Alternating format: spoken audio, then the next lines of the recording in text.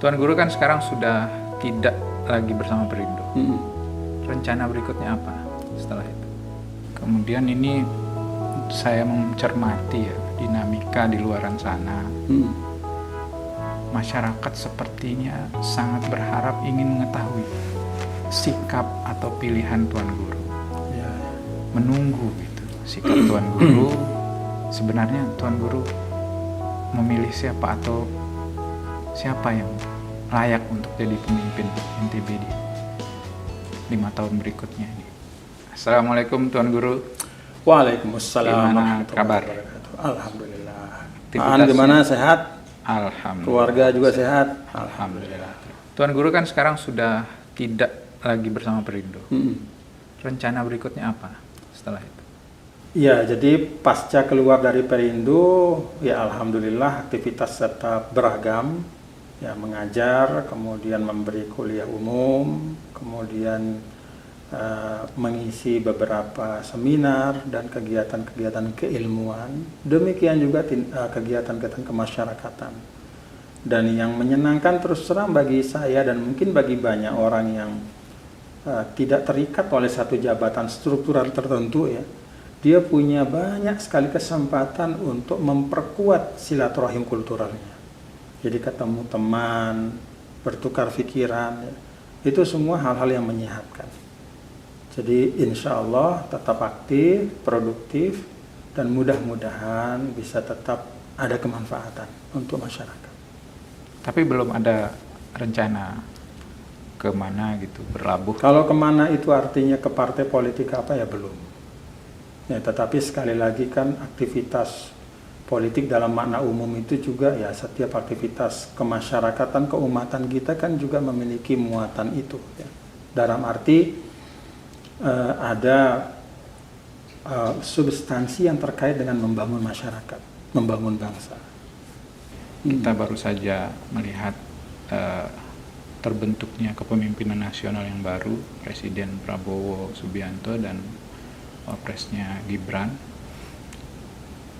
Kemudian sudah terbentuk juga kabinet yang baru. Tuan Guru punya catatan atau pandangan terhadap itu? Yang ada harapan.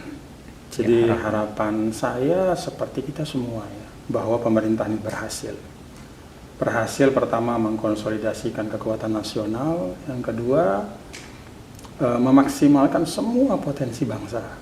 Karena kita berada pada era yang menuntut suatu bangsa itu harus betul-betul bergandengan tangan antara komponennya, supaya dia bisa masuk ke tahapan berikutnya ya dari perkembangan dunia. Kita tahu perkembangan dunia luar biasa dan itu menuntut ya kita semua sebagai satu bangsa itu harus kompak.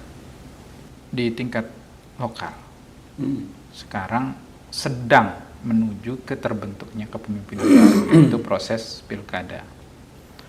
Bagaimana catatan Tuan Guru terhadap pelaksanaan pilkada NTB beberapa waktu terakhir? Dan dinamika-dinamika? Iya, sebenarnya sama juga sih Ania. Jadi harapan saja. Yang pertama itu harapannya proses demokrasi ini berjalan dengan baik.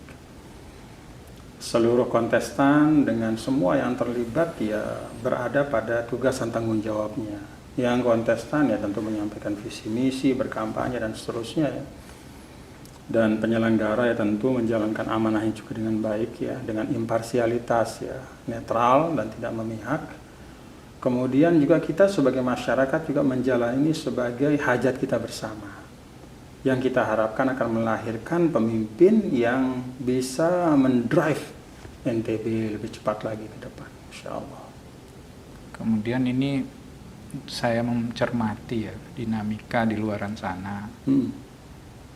Masyarakat sepertinya sangat berharap ingin melihat atau ingin mengetahui sikap atau pilihan Tuan Guru. Menunggu gitu sikap Tuan Guru mau kemana menjatuhkan pilihan untuk kandidat yang muncul di pilkada NTB. Jadi untuk pilkada NTB ini memang saya pernah menyampaikan statement tentang dua hal ya. Jadi ada dua hal yang saya statementkan. Yang pertama, saya mendukung Zulrohmi untuk periode kedua. Kenapa? Ya karena bagi saya setiap keputusan itu harus berbasis pada pengetahuan dan pengalaman. Pengetahuan, data, survei di mana-mana ya memang memperlihatkan bahwa pemimpin itu butuh rentang waktu. Kalau dalam bahasa kita 2 periode, termasuk kepemimpinan nasional kita. Untuk apa? Supaya apa yang dia gagas itu lebih sempurna. Apa yang dia bangun itu bisa dituntaskan. Gitu. Karena kalau tidak tuntas tentu masyarakat yang rugi. Jadi datanya seperti itu.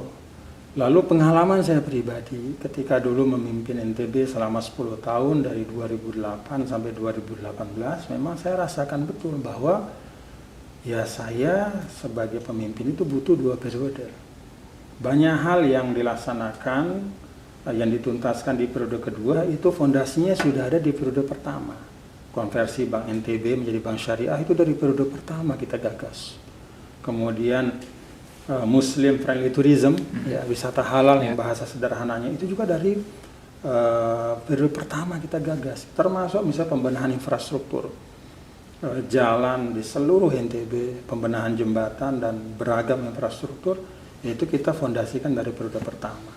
Jadi pengalaman saya pemimpin memang butuh 2 periode. Karena itu saya sampaikan waktu itu saya dukung Zul Rohmi. Walaupun sekarang memang sudah tidak relevan karena Zul bukan sama Rohmi, ya, tetapi ya saya melihat dan meyakini bahwa pemimpin itu butuh 2 periode untuk bisa menuntaskan apa-apa yang dia siapkan dan itu kembali kepada kemaslahatan masyarakat.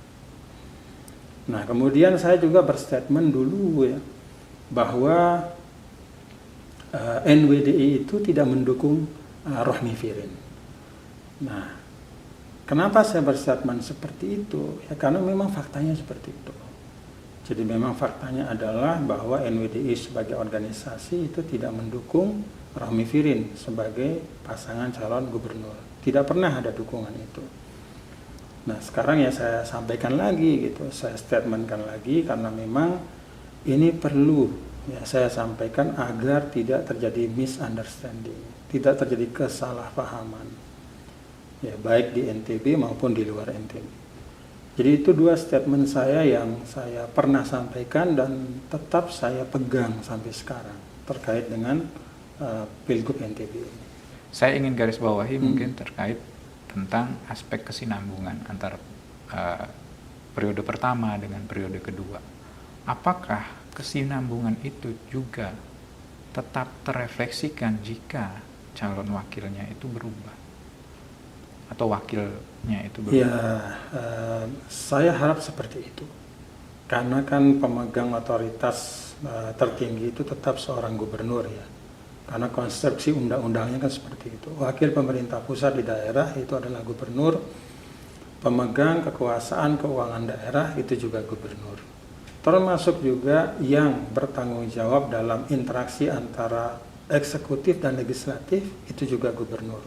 Yang menandatangani APBD bersama DPRD itu juga gubernur. Jadi dengan berubahnya misalnya wakil yang berubah di periode kedua, ya saya tetap berharap kesinambungan itu bisa berjalan. Karena memang faktanya, legalnya, formalnya, substansialnya gubernur adalah memang pemegang kendali pembangunan di daerah.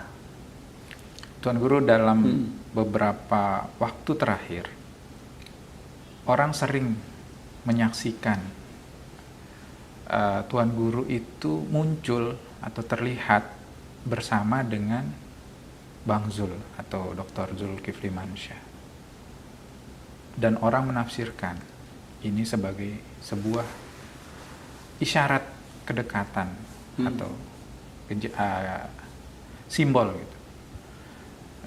Kenapa Tuan Guru atau apa yang melatar belakangi kedekatan ini gitu, dan bagaimana Tuan Guru menjelaskan hal ini kira-kira? Iya, kalau saya sama Dr. Zul itu memang sudah lama bersahabat ya. Kita bersahabat sudah 20-an tahun. Kemudian juga ya beliau itu memang intens komunikasi.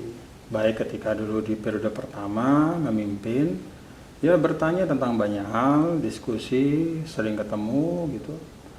Dan juga sekarang dalam proses pencalonan ini juga beliau cukup sering lah datang, berjumpa, berdiskusi atau ya teleponan gitu, dan itu semua menurut saya bagus ya, dan saya mengapresiasi itu karena tidak semua pemimpin yang datang belakangan ya itu mau membuka komunikasi dengan intens kepada pemimpin yang sebelumnya. Ya, karena misalnya ada istilah si A di bawah bayang-bayang si B gitu kan, sehingga misalnya pemimpin itu merasa wah saya harus bangun sendiri legacy saya gitu, kalau saya dekat-dekat terus sama pemimpin yang lama ini nanti saya dianggap di bawah bayang-bayangnya begitu. Nah kalau Dr. Zul yang saya lihat sih nggak ada nggak ada kekhawatiran itu, jadi ya mengalir saja, dan itu menurut saya hal yang harus saya apresiasi, menjaga persahabatan dan tetap melihat bahwa pemimpin-pemimpin yang ada yang sebelumnya sudah memimpin NTB itu bisa jadi memberikan kontribusi pemikiran untuk pengembangan NTB ke depan. Di Pilkada 2018, Bang Zul itu mengusung tagline atau slogan lanjutkan ikhtiar TGB. Itu adalah mungkin wujud keinginan Bang Zul untuk, atau Zul Rohmi waktu itu, untuk melanjutkan atau membangun kesinambungan antara satu pemimpin dengan pemimpin berikutnya. Sebagai orang yang ingin dilanjutkan gitu ikhtiarnya, Tuan Guru melihat seperti apa? Apakah memang benar sudah berlanjut atau ada hal-hal baru yang dibawa Bang Zul atau seperti apa? Tuan Guru mungkin punya perspektif soal 5 tahun kemarin. Ya, saya itu orang yang menghormati independensi setiap pemimpin. Jadi kalau ada tagline lanjutkan ikhtiar TGB ya saya senang saja. Maksudnya tentu bukan sembarangan semua mau dilanjutin ya, tetapi hal-hal yang baik tentu ya yang dilakukan oleh pemerintahan sebelumnya itu kemudian diperkuat, diakselerasi. Dan saya melihat alhamdulillah ada beberapa hal yang saya lihat diakselerasi ya, termasuk misalnya pembangunan pendidikan kita. Kemudian penguatan usaha-usaha industri kecil dan menengah. Ada juga yang saya lihat agak kurang diperhatikan, dan menurut saya ini penting ya ke depan untuk diperhatikan dan kemudian dikembangkan, yaitu Muslim friendly tourism. Itu menjadi kekuatan kita sebenarnya, yang sering disebut wisata halal. Bukan artinya wisata konvensional itu tidak baik, tetapi kalau kita bisa menghadirkan segmen Muslim friendly tourism, itu akan bisa memperbesar pangsa pasar wisatawan yang kita ambil. Jadi kalau dilihat ya memang alhamdulillah ada cukup banyak hal yang diteruskan ya, dan ada hal-hal yang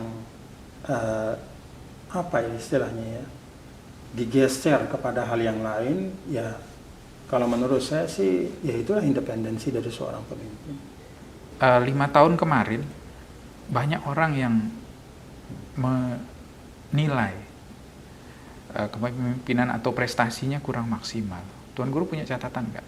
Ya, tentu ini kan era demokrasi ya, semua pihak boleh berpendapat, dan itulah kesehatan kita sebagai satu bangsa kalau ada pendapat dan pendapat yang berbeda, yang lalu kemudian kita cari solusinya yang terbaik, atau itu menjadi asas untuk kita meningkatkan sesuatu keadaan dari yang kurang menjadi lebih baik. Tetapi di sisi lain yang perlu kita ingat juga, dan ini kita alami bersama, bahwa pasangan Zul Rohmi itu di periode pertama memang menghadapi eksternal, ya, tantangan eksternal dalam arti tantangan dari luar yang diciptakan oleh alam. Ada gempa bumi yang berkepanjangan pada waktu itu 2018 di awal pemerintahan, khususnya rehabilitasi, kemudian rekonstruksi, dan saya tahu persis itu memang membutuhkan sumber daya yang luar biasa besar. Lalu kemudian ada COVID-19, itu juga hampir 2 tahun. Jadi saya pikir pemimpin kita pada periode pertama kemarin itu sudah berusaha maksimal ya, dengan pencapaian-pencapaian yang ada, dan kita apresiasi itu. 5 tahun kemarin juga salah satu hal yang menonjol adalah maraknya event-event internasional. Dan mungkin juga ini akan menjadi hal yang menonjol juga dalam kepemimpinan NTB di masa depan gitu. Tuan Guru punya catatan soal itu? Ya tentu saya sebagaimana masyarakat NTB yang lain ya mengapresiasi itu ya. Karena menghadirkan event internasional ke NTB ini kan bukan sesuatu yang gampang. Ada 34, bahkan sekarang sudah 38 provinsi ya. Semuanya kan bersaing. Dan kalau kita bisa menarik satu event internasional itu menurut saya suatu pencapaian. Karena itu misalnya GP1, kemudian ada MXGP ya, kemudian juga event-event yang lain, termasuk nanti akan ada PON ya.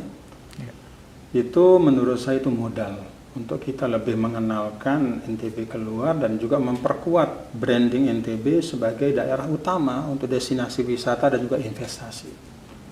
Dan saya mendorong ya untuk misalnya nanti kepemimpinan di periode kedua itu lebih diperkuat lagi sehingga sekali lagi kita beradab menjadi pilihan utama untuk pariwisata dan investasi. Itu akan mendrive pertumbuhan ekonomi kita di NTB. Ya.